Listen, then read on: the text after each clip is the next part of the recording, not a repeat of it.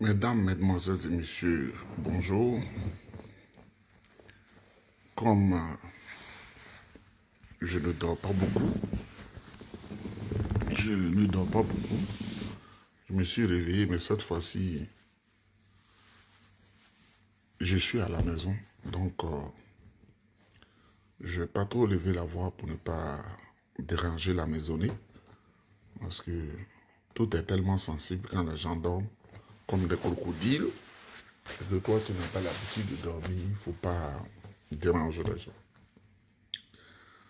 Je voudrais saluer le président du PDCI, le président Tidiane Thiam, qui a donné force et vigueur à notre parti, le PDCI-RDA. Je voudrais saluer le secrétaire exécutif, Sylvestre Mou, ce grand homme. Je commence par saluer les vice-présidents du PDCI-RDA, dont le coordonnateur principal est le ministre Émile Constant Bombé, notre papa. Les vice-présidents étaient en conclave, ils étaient en réunion, et les travaux sortis de leur réunion nous ont beaucoup intéressés et nous avons aimé. Les vieux nous donnent la ligne, le vice-président nous donne la ligne à suivre, la fidélité, parce que c'est avec la fidélité qu'on avance. Et c'est une leçon qu'il donne à la jeunesse, et même ceux qui sont un peu plus âgés, mais qui à un moment donné n'ont jamais su ce qu'ils veulent de leur vie.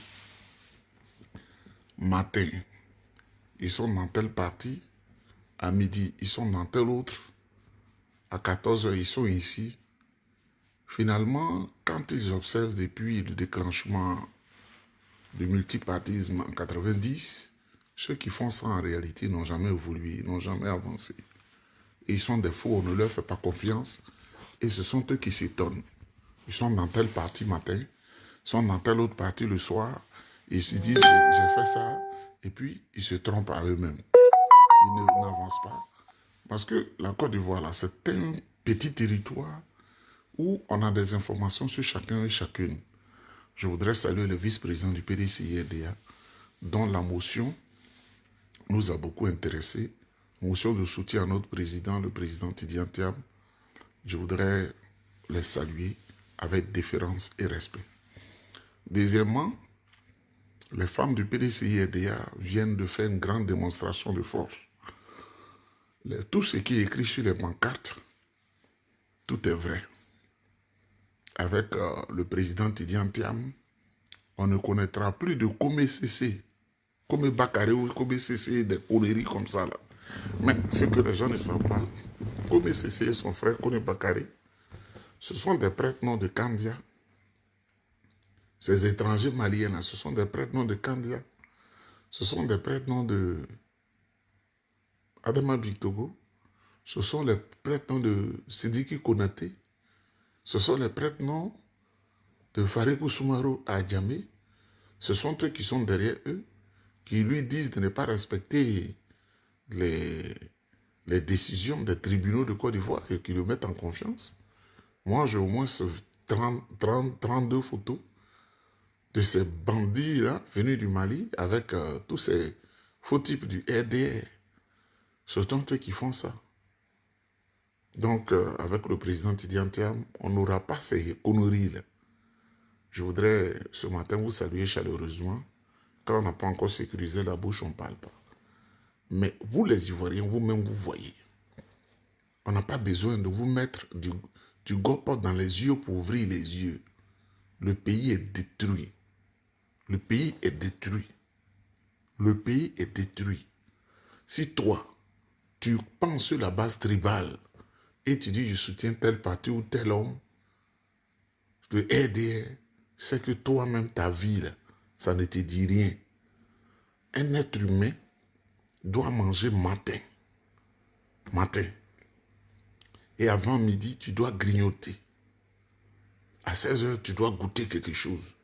Et le soir, tu dois manger juste quelque chose de léger et tu dors.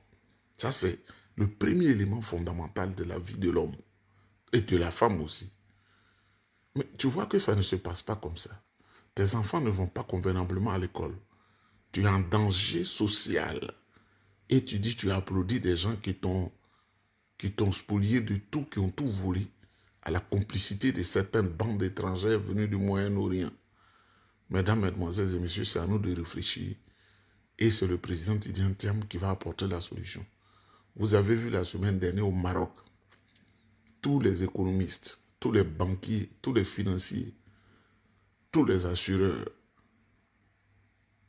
le monde entier était réuni et le président Tidiane Thiam sur le toit du monde à Marrakech. Vous avez vu Casablanca. Vous avez vu. C'est ce monsieur-là, c'est cet homme-là, ce grand homme-là que vous devez soutenir. C'est pourquoi je voudrais vous demander d'exiger le recensement sur la liste électorale. Votre vengeance, c'est de vous inscrire, de voter. C'est de vous inscrire, de voter. C'est votre droit de voter. Mesdames, Mesdemoiselles, vous voyez, quand un pouvoir est fini, tout ce qui se passe là, le RDS est fini. Mais eux sont des tueurs. Et puis ils n'entendent pas le son, la voix de Dieu qui se manifeste dans le vent et dans la nature. Ils sont têtus. Vous voyez, ils ont des esprits troublés. Un être humain se lève, il achète une voiture de 150 millions à une copine.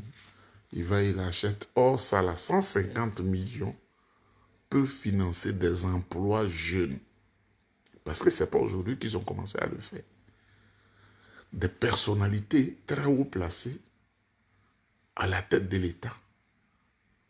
Des femmes peuvent coucher avec des petits hommes insignifiants. Des petits hommes insignifiants couchent avec les grandes femmes. Le sexe est devenu banalisé sous le régime dramanien. Vous-même, vous voyez. On n'achète pas bien le cacao. L'école ne marche pas. L'école à tous les niveaux, ça ne marche pas. Donc, c'est à vous d'ouvrir les yeux. Vous avez vu ce qui s'est passé sur le plateau de la télévision, la RTI qu'ils avaient fermé, qu'ils utilisaient eux-mêmes. Ils voulaient piéger le PDCI et le PPACI. Mais comme Dieu est Dieu, le plan qu'ils ont élaboré en sous-main a été mis à nu par ce brillantissime avocat, maître Blessy Chrysostome, qui a mis en déroute Ketty Niaba, épouse Yapobi, qui, ne pouvant plus résister sur le ring, a été appelée sur l'oreiller qu'elle a placé dans son oreille gauche, parce que tous les gens du RDR, la caméra qu'elle a placée, eux, ils étaient derrière, comme un club de soutien, parce que le RDR, c'est un club de soutien, c'est pas un parti politique, c'est un club de tueurs, et ils lui ont dit de quitter le plateau de la télé. Parce que ce que Maître Blessy Chrysostome a commencé, quand le professeur Dano Djedje allait appuyer, on allait découvrir complètement les manigances du RDR. Mais je voudrais dire quelque chose à Alain Dogou et sa soeur Ketty. Vous voyez, souvent quand je suis là, j'ai pitié des hommes de l'Ouest, mon peuple, les Kourouls. Quand le RDR, quand ils doivent détourner les sommes massives, surendetter le pays, ils n'ont pas besoin d'eux. Hein? Quand ils doivent faire des coups bas, c'est eux qui vont chercher. Alain Dogou qui devait intervenir en deuxième position, il est de Lakota. C'est un Dida. Je le connais très bien. C'est un Dida. Et c'est elle qui a commencé. Ketty, elle est de Yokobo et c'est ma cousine. C'est la vérité, je vous dis. C'est la fille de mon oncle. Comment tu peux aller militer au RDR et te mettre dans une situation comme ça, au moment où la nation est en train de changer? C'est des choses qui sont dans nos têtes sur 50 ans.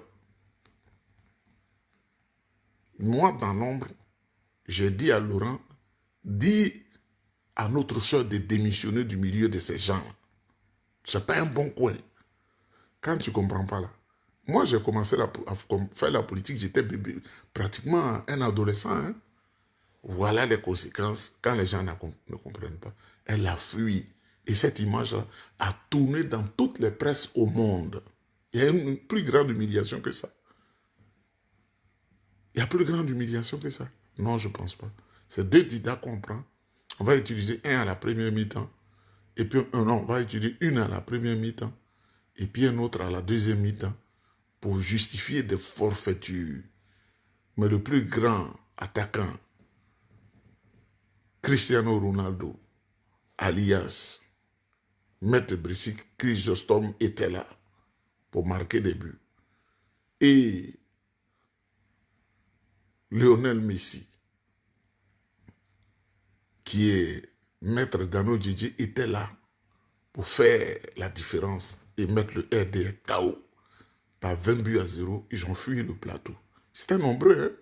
Des supporters venus avec des baka, des gloglos d'Abobo et d'Adjamé, qui pensent qu'un débat télévisé, c'est des grains.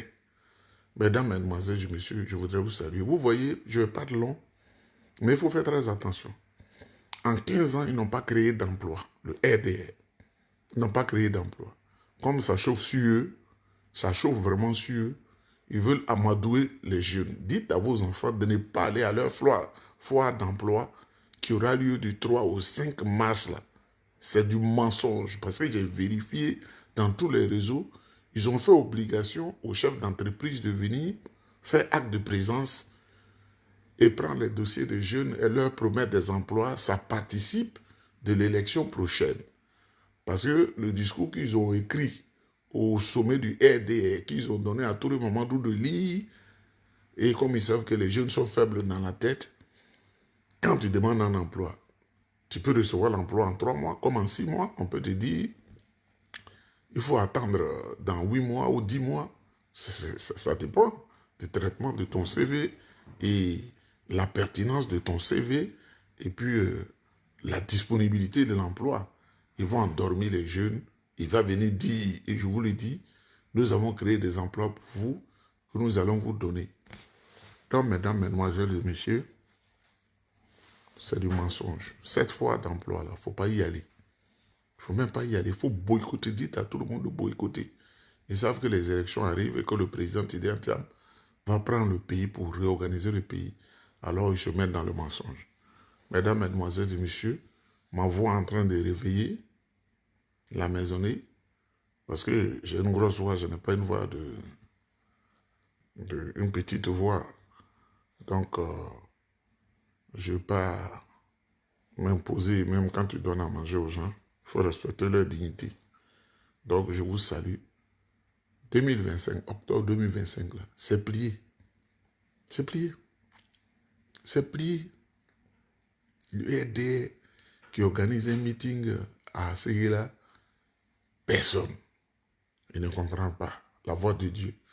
Ils organisent un meeting au stade de Laurent Pokou de San Pedro, un stade de 60 000 places. Il y a moins de 800 personnes. Ils ne comprennent pas le son de Dieu. On dit qu'ils sont en train de se battre. C'est toi qui as fait que ça n'a pas réussi. C'est toi, tu n'as pas acheté le pain pour donner aux gens. Tu n'as pas acheté l'eau pour donner aux gens. Tu n'as pas... Ça, c'est un parti, ça. C'est un club de soutien. Le jour où Alassane Ouattara n'est pas là, vous n'entendrez plus parler du RDR, de ces conneries.